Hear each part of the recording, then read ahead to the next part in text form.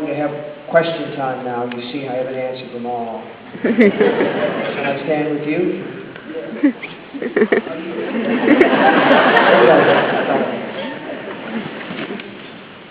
Do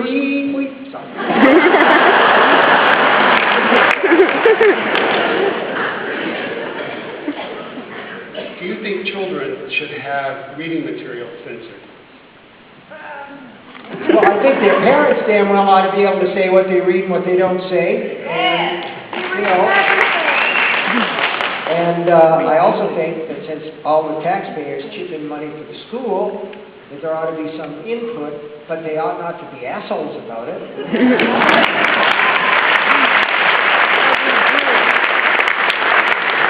You have to be careful because it's a slippery slope.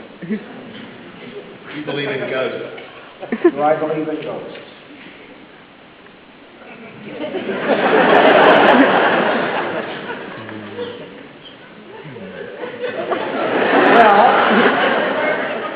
Let me put it this way.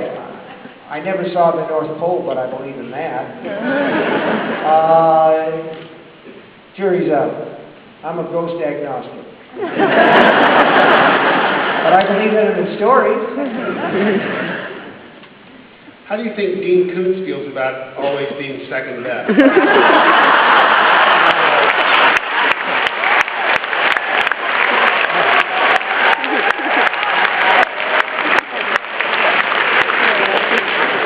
First of all, I don't think that he does. Dean Koontz is a terrific guy, and beyond that, I don't think I want to comment. This is a real briar patch tonight. I selected these for entertainment value. Yeah, for maximum discomfort on my part. I didn't envision that. All right, so we'll shift gears then. Who inspired you to write? Oh, who inspired me to write? There were a lot of people that I read.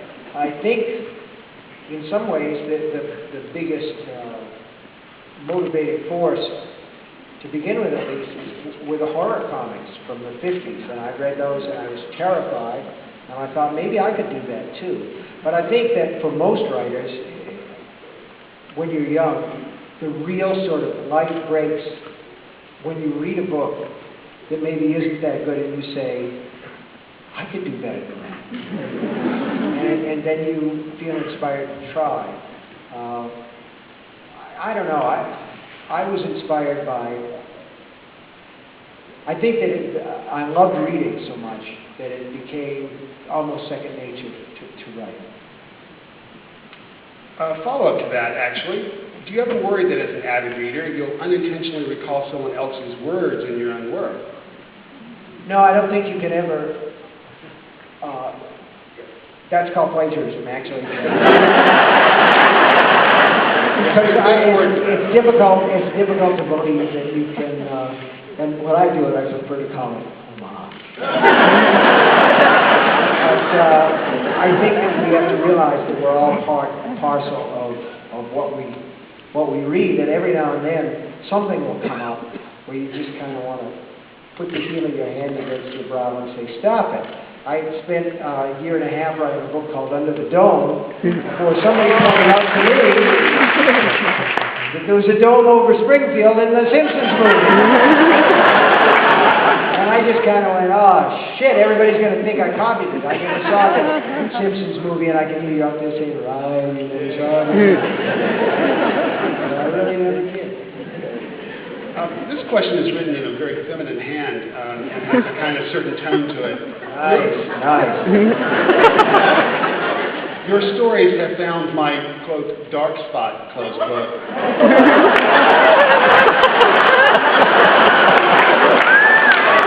Is that close to any other spot?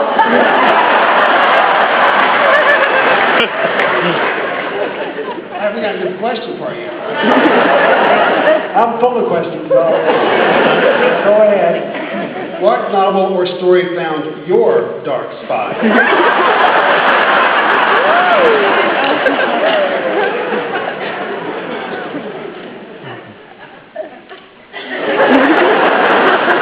I would say probably in the early days, there were some of the Edgar Allan Poe stories and some of the H.P. Lovecraft stories, The Rats in the Walls, Lovecraft story, The Telltale Heart, by Edgar Allan Poe. Those were stories that hit me close to where I lived. There was a story in one of the horror comics about a couple driving through a town and seeing a likely-looking restaurant and stopping in and then realizing that in the mirror on the wall, they're the only people that are there. All the other customers and the wait staff, they don't reflect in the mirror because they're all vampires, and they turn out to be dinner. And in the last scene, the couple is hung from their heels and spouts coming out of their neck. Everybody's lining up. See, it works. It's still it's old, it's good. But I think the one that hit me closest to where I live was Lord of the Flies. The William Goldman story. Because when I read it, I was a boy myself, and I related to the idea of boys as with a very, very thin veneer of civilization, because that was my friends and me. When is your biography on Benjamin Franklin coming out? Oh, God, I've just been working on it so long.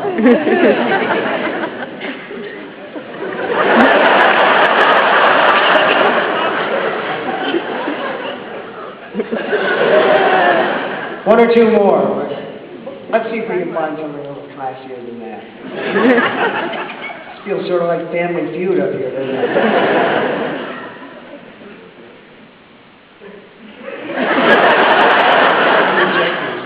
I noticed that. Everybody's an editor.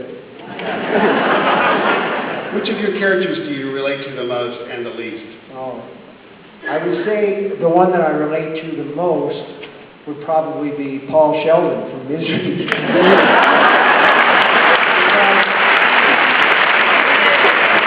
Because although I've never had my foot amputated, my thumb or anything like that, I've had any number of #1 fans, and some of them, most of them are great, but every now and then there's somebody that's a little bit, and you just say, whoa. But as far as the character that I would relate to the least, there are so many. So many people in my stories that I want to be like, and it's so disturbing to think that I created them like something like that myself. There's Kurt Dusander from At Pupil, the horrible Nazi, one character. Pennywise the Clown from It. There is a little bit of Randall Flagg in me, but I think there's a little bit of Randy Flagg in everybody. He's from The Stand.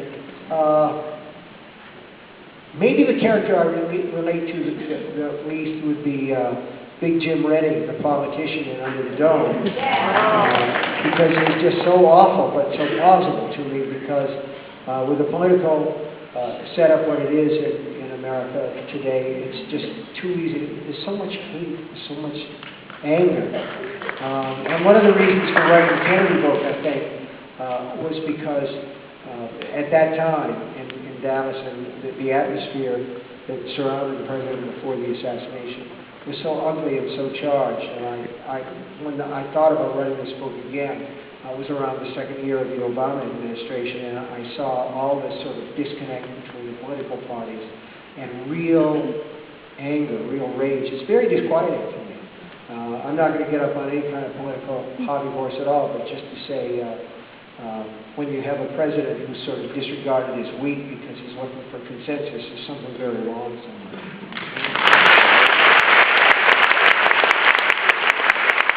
One more. Your audience members would like to know how many times you might have started a project and not finished it for some reason? There's quite a few. There's quite a few different stories and novels that are sitting around that are unfinished. I'm going to say probably 40, like that. And so some of them are really good. Some of them are not. There's a story called The Plant that was published in July. Yeah. And I don't know how to finish it. But